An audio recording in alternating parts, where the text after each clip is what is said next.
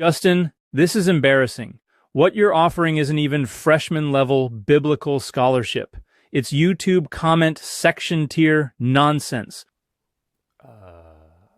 All right, let's see it. Weaponizing the Hebrew word ebed like it's some gotcha against God's morality. So if you cannot tell by now, this is not actually me. This is an AI-generated video that is putting the words of an incredibly ignorant apologetic defense of biblical slavery into my mouth in order to represent me schooling a content creator named Justin who goes by @deconstruction_zone. And so this was posted to an apologetics YouTube account, which is an account that's full of rather juvenile polemics. But here they do not indicate anywhere that this video is AI generated. They're just, I guess, hoping to deceive rather ignorant viewers, or they're just trying to mock me and Justin. I don't know, but I might as well respond to myself. That's not just ignorant, it's dishonest. Let me educate you. Educate me. Abraham was an Ebed, Genesis 26:24. Moses was an Ebed, Deuteronomy 34, verse 5. Joshua, Ebed, Joshua 24:29. David, Ebed, 2 Samuel 7:5. The list goes on. You gonna slander them too? So this is a fallacy called equivocation, and that's where in an argument you use one sense of a word in one part of your argument, but an entirely different sense of a word in the other part of your argument. Or if you're engaging an argument where a word is being used with a specific sense, and you respond by pointing out usage of that word that is very clearly appealing to an entirely different sense. So where you have polyvalent words, words that can mean different things, it's exploiting those different meanings in order to sidestep the argument, which is exactly what's going on here, because the Hebrew word in question, eved, can just refer to someone who works for someone else in a variety of different capacities, not necessarily someone who is enslaved to someone else. So this content creator thinks that by suggesting that Abraham and Jacob and these other people can be called Eved, that means that Eved cannot mean an enslaved person in the sense of slavery that we understand today. And that's entirely false. The fact that a word can be used one way doesn't remotely mean that it cannot be used another way. Again, this is the fallacy of equivocation. This is not even rising to the level of a sophomoric argument. This is a laughably bad apologetic argument. Or maybe you'll finally admit that Ebed doesn't mean what you want it to mean. Here's what actual scholars, the people you pretend to emulate, say. John Goldingay, Old Testament expert and ancient Near East scholar, wrote, "There is nothing inherently lowly or undignified about being an Ebed. Indeed, it is an honorable, dignified term." Is God a moral monster? 2011. So several problems here, Dan. To begin, that quote does not come originally from the book Is God a Moral Monster, which was not written by Goldingay. Is God a Moral Monster was written by Paul Copan, and Copan only quoted Goldingay. So obviously this person is not familiar with the context of Goldingay's comment, but Goldingay's comment is misguided itself, but nowhere near as misguided as Paul Copan, who quotes Goldingay right before going on to say that an Eved in the Hebrew Bible is more like an employee today, or better yet, like a professional athlete who is bought and sold and owned by a team who has a stable of athletes. And this is one of the most laughably stupid attempts to try to rehabilitate slavery in the Hebrew Bible that I've ever heard.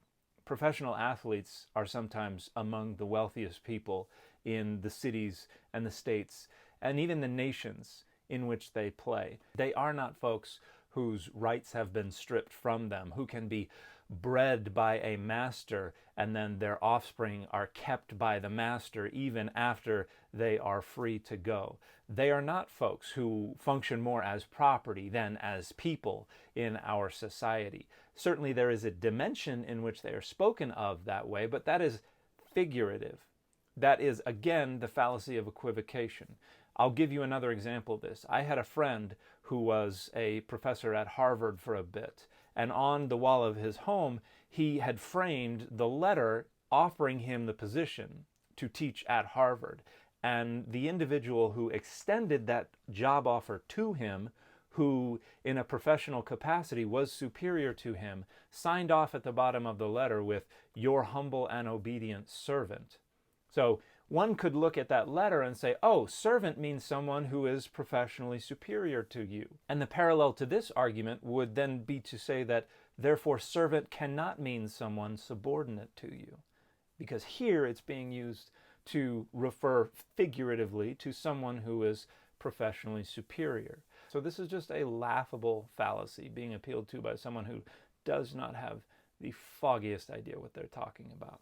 But let's go deeper. Raymond Westbrook, one of the most respected scholars of ANE law, explains, freedom in the ancient Near East was a relative, not an absolute state. Slave could be used to refer to a subordinate on the social ladder. Kings were called slaves of emperors. People referred to themselves as slaves out of politeness. Even sons, daughters, wives, and human pledges were under servile status, but not slaves, as you falsely define it.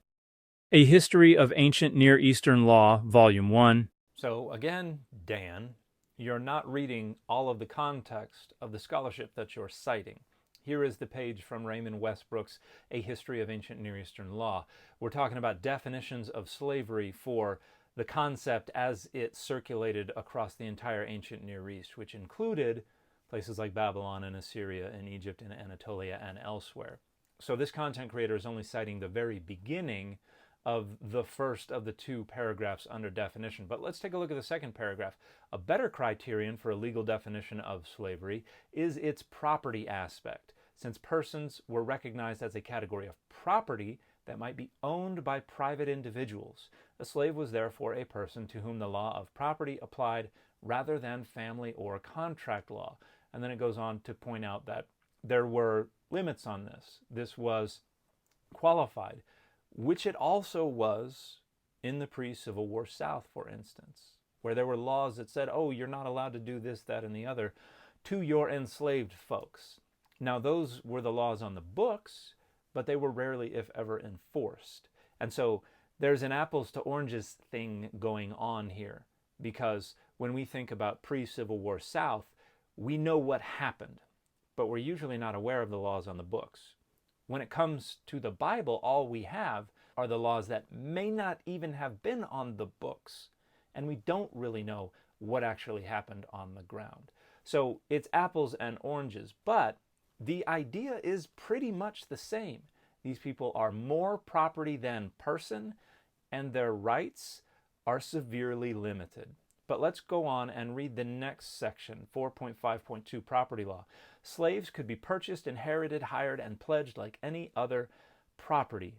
The purchaser of a slave had remedies for hidden defects, medical, for example, epilepsy, moral, for example, tendency to run away, or legal, defective title. Slaves being owned could not own property themselves, but could hold a peculium. The property aspect of slavery is most in evidence in laws protecting the owner's rights against third parties. Causing the death of or injury to a slave gave its owner a right to compensation as for the loss of or damage to an economic asset, no different than for an ox. The same applied to the defloration of another's slave woman, which was treated as an economic rather than a sexual offense. And where it talks about an ox, that's the law of the goring ox, which was borrowed by the authors of the Covenant Code from the laws of Hammurabi. And just as in the laws of Hammurabi, the Covenant Code treats the loss of a slave because of this goring ox as a property crime, not as a crime against actual legal and moral persons, which is why talionic justice doesn't get activated. Instead, there's just a flat fee that is charged for the death of the enslaved person, specifically the standard cost of an enslaved person, 30 shekels. So obviously, Dan, you're not really familiar with what Raymond Westbrook had to say about enslavement. But even this is a bit outdated, because there are reasons to avoid trying to reduce all the concepts of slavery down to a single set of necessary and sufficient features. Again, this word was polyvalent. It could be used in figurative and metaphorical ways, and it could be used to mean very different things.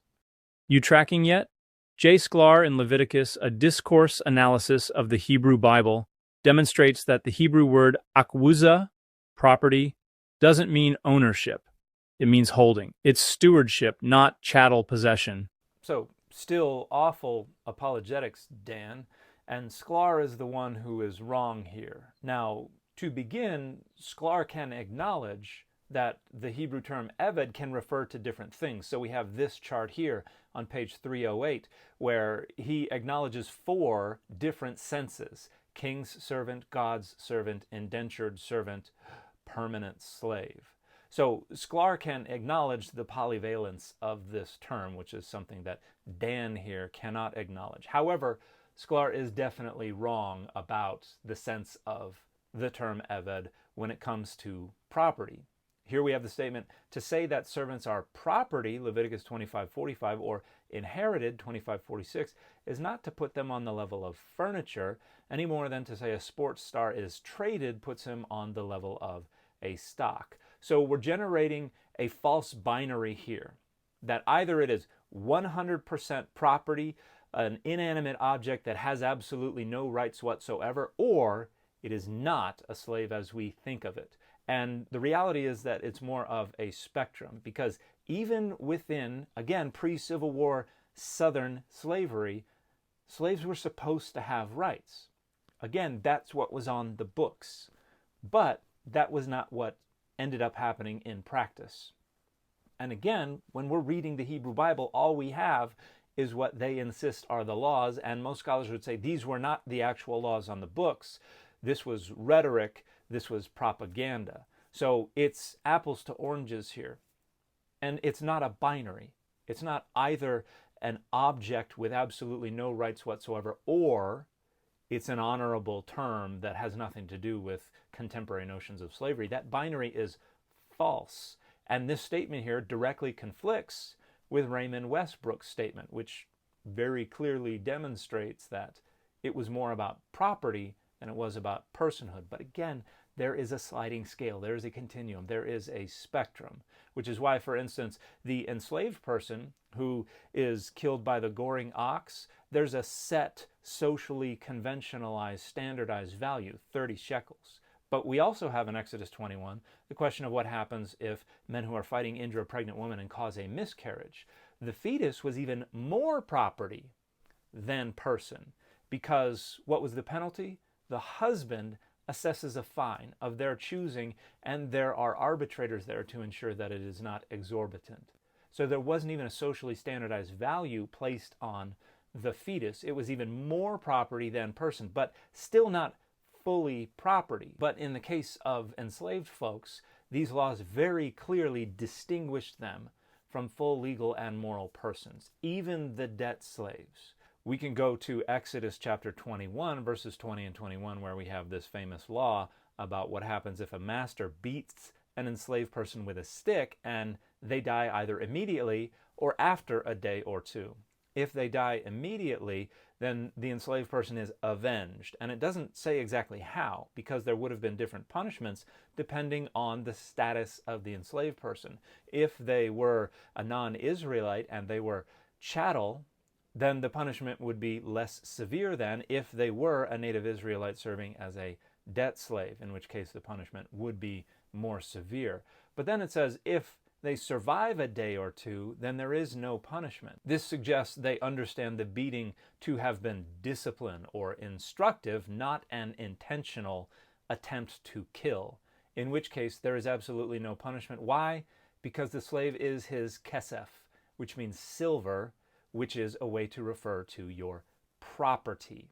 In other words, they have lost their property. That is punishment enough for what amounts to an accidental killing of someone who was more property than person. So to suggest that this is more like a sports star today than like the type of slavery that we find in the pre-Civil War American South is profoundly misguided. And Sklar here is trying to muddy the waters to try to get away with this apologetic rehabilitation of biblical slavery, which absolutely was chattel slavery. And Yahweh makes this clear in Leviticus 25:23. The land is mine. You are but strangers and sojourners with me. Translation, you don't own Jack.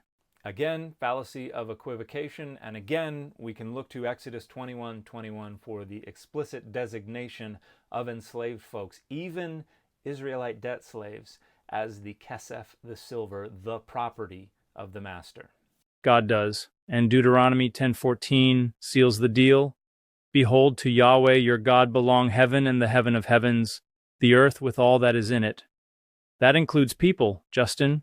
You can't own someone in the way you suggest, Wam, because Yahweh forbids it. He owns all life. This is presupposing a particularly brittle and fragile kind of univocality, where if the text says God owns the heavens and the earth and everything in it, that means nobody else can own anything at all, even though the texts more frequently point out that people own certain things and people can own other people and even accidentally end their lives without punishment precisely because they are the property of those people. Now, about your pathetic cherry pick of Leviticus 25:45 to 47, you yanked it out like a dishonest hack. Let me slap it back in context. Kenneth A. Matthews in The Post-Racial Church points out the Ger and Toshav, resident foreigners, cannot be chattel slaves. Why? Exodus 22:21. Do not oppress the foreigner. Leviticus 19:34. Love the foreigner as yourself. These foreigners could even become wealthy and buy Hebrew servants.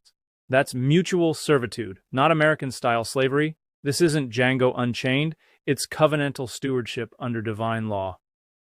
Another swing and a miss, Dan. You're misrepresenting the volume you're quoting from. So here's the relevant page where it talks about at the very top the Ger becoming independently wealthy, even buying Hebrews as indentured servants. I should note here as well that there are cases of freed black folks in the pre-Civil War South who purchased white indentured servants. So we're still not distinguishing the status of slavery in the Hebrew Bible from the status of slavery in the pre-Civil War South, even though I know that's what you're trying very hard to do.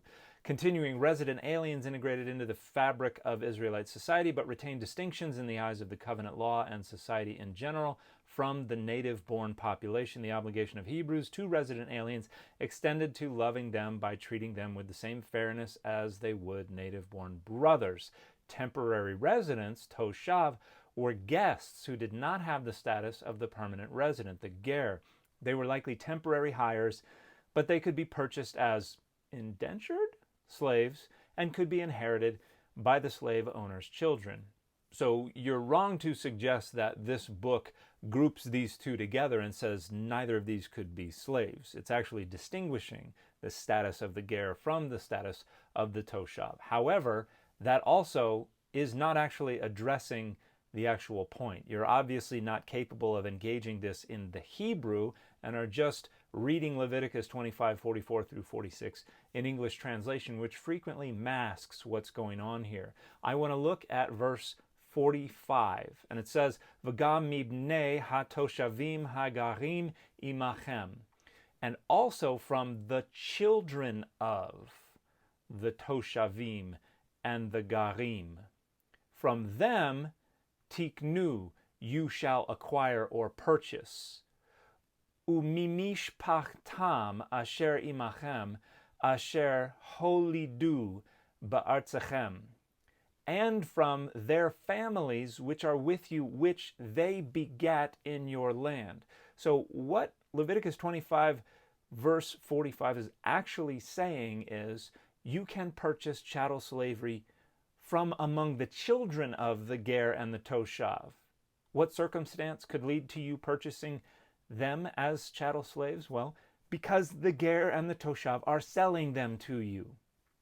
In other words, it's not like you can just go identify a Ger and say, I'm purchasing you now belong to me. What it's saying is, this is the mechanism for getting chattel slavery. If any ger or toshav that is dwelling among you has had children in your land, they can sell them to you, and they can be chattel slaves to you. So to the degree that the book you quoted is trying to rehabilitate the Hebrew Bible slavery or draw a sharp distinction between the chattel slavery of the Hebrew Bible and the chattel slavery of the pre-Civil War South, it is misguided and it is incorrect. But I don't think it's actually doing that. I'm not going to read the whole book just to check and see if that's what it's doing. If you think I'm wrong, Dan, by all means, point to the page number where it makes the case for your position, and I will be happy to respond to it. But Leviticus 25, verses 44 through 46, don't in any way, shape, or form whatsoever support that case. And they actually just demonstrate that you're not engaging this in the original languages. You're not engaging this competently. You're not even engaging the scholarship you are citing competently. You are misrepresenting it and pulling it out of context and being a pretty big jerk about it along the way. So, Justin, your take isn't just wrong. It's lazy, misleading, and intellectually bankrupt. Get back in the books, because right now, you're not ready for the deep end of biblical theology. I don't know what is funnier here, the notion that I would actually say these things, or just how pathetic this entire argument is, because it is very clearly not taking any time with primary sources, and is even misrepresenting the secondary sources, and is appealing to just laughably bad apologetic deflection and rhetorical prophylaxis. And this content creator, in addition to trying to deceive, or at least appealing to rather lowbrow polemic, just needs to do so much better. And the fit for this video is Bluey.